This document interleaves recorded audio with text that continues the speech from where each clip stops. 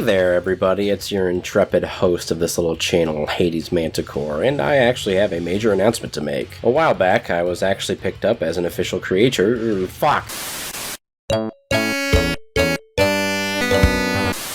A while back, I was actually picked up as an official creator for Apogee Entertainment. If you're not familiar with Apogee, they're a publishing and game development company that's been around for quite some time, having a hand in a ton of famous franchises including Duke Nukem, Wolfenstein, and Max Payne. Nowadays, Apogee is at the forefront of aiding indie developers by being a publishing powerhouse, helping put out games like Turbo Overkill and Bread and Fred. But what does this mean for my channel in particular? It means I'll be taking a look at one of these indie games courtesy of Apogee every once in a while, since they're kind enough to provide me with a copy. But don't worry, every time I cover a game like this, I will always list the video as sponsored content and include a hashtag ad somewhere, probably. Disclosure is important, of course. I promise I won't let being an official big-time creator get to my head, though. Today will be the first game in this new partnership, and that game is Questmaster.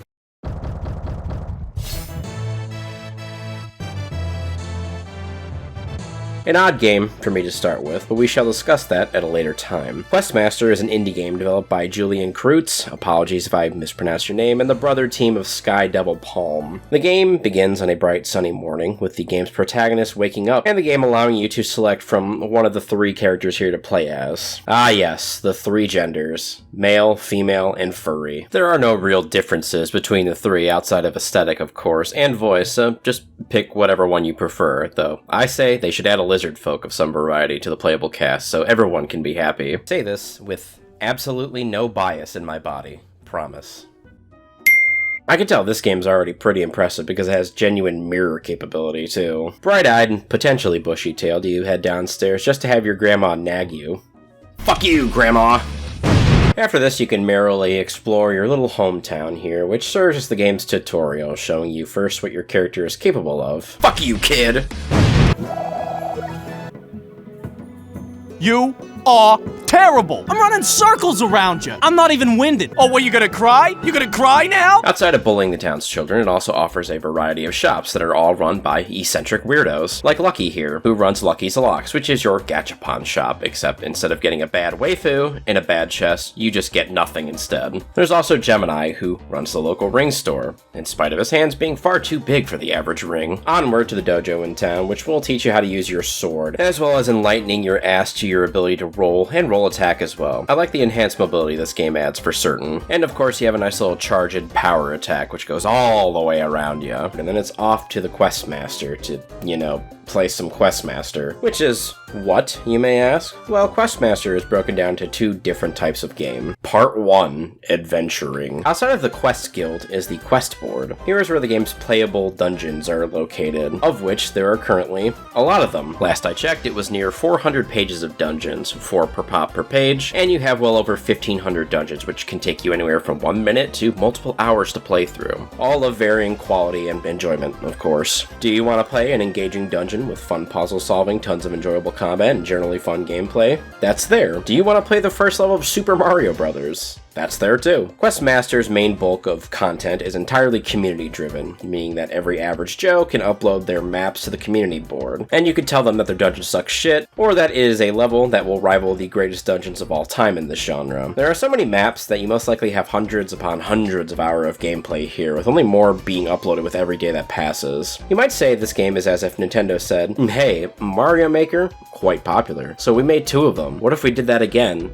But Zelda? Well, they were beaten to the punch by a few plucky indie devs. As always, viewers, PC does what Nintendo don't. I myself have played quite a few dungeons, all for fun, and I've quite enjoyed all of them. This is saying a lot, since I've never really liked these top-down adventure games that are in the vein of the original Legend of Zelda. I mean, just look at my review of Golden Axe Warrior. I genuinely hated that game. I didn't even bother finishing it, and I stole the endgame footage from World of Long Plays. This game, however, rocks, and I don't even say that because I got it for free. Combat is fun. Slashing things with your sword, simple as it is, quite enjoyable. Throwing a boomerang is fun. Having a wand that shoots fire is great fun. There's a handful of gadgets here to use and slay your foes with. Many of the player-uploaded labyrinths also require you to engage in some light puzzle solving too, but it's all really dependent on what creative mind uploaded whatever dungeon you're playing. Having a nice little roll for additional evasion is also a great thing to have as well, greatly bumping up the mobility options in this type of game.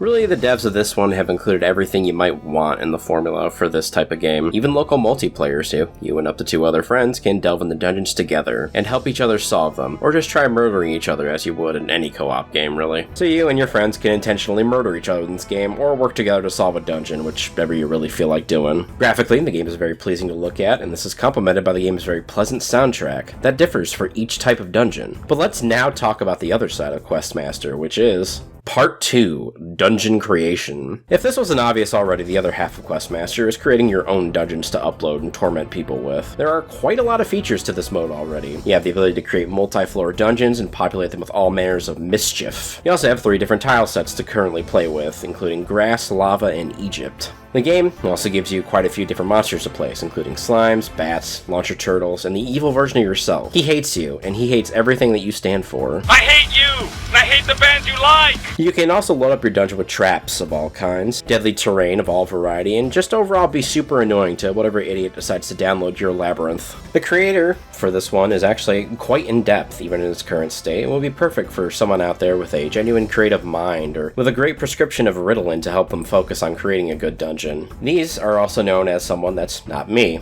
20 plus years of screwing around in Warcraft 3's World Editor, and I still can't make anything worthwhile in any sort of creative system. Thankfully, though, the adventure side of the game makes up for that for me. Anyways, regardless of my personal failings, I think I can comfortably wrap this little video up. In conclusion, I hope you enjoyed my reading of this essay as much as I've enjoyed writing it. Questmaster is a fun little game. I am an enriched person for having played it. Questmaster basically includes everything you'd ever want in a new 2D top-down adventure game. Great controls, gizmos to use, a near unlimited base of content, enhanced mobility, and cooperative play in the local setting. I now think that Legend of Zelda type games like this just might be okay. It is a very pleasant little experience with nice graphics, music, and gameplay too, packaged with seemingly infinite potential due to its community-driven content base. Looking at the roadmap to release, Questmaster is looking to add a full single-player campaign element, more dungeon types, more enemy variety, more traps, and I'm assuming a fishing minigame of some kind based on this old lady's dialogue, as well as online multiplayer too, but rest assured, if you make this purchase, there is a ton of content coming for this game. Questmaster is available now on both Steam and the Epic Game Store if you prefer an inferior platform. It is currently in early access with a planned full release in about a half a year's time or so. You can pick this game up right now for nothing more than a crisp $20 bill. If that sounds like too much money for an indie game, just remember, Riot Games wants $500 for a skin and a bunch of garbage to go with it. A skin in the latest Call of Duty game will also cost you $20, so ask yourself, a game? Or playing as some random dude in COD? So instead of wasting money on garbage, why not support an indie dev instead? Big shout out to Apogee Entertainment for hooking me up with this game. My dream of receiving free video games for the dumb shit I do online has finally come true, and it's all thanks to you guys. And this one was a good start for sure. As always though, friends, my name is Hades, big time Manticore, and this here channel is CityStateManticore. Thanks a ton for watching, if you did. Be sure to check out Questmaster on Steam, and Apogee's entire game catalog as well. Drop a fat like if you enjoyed this video.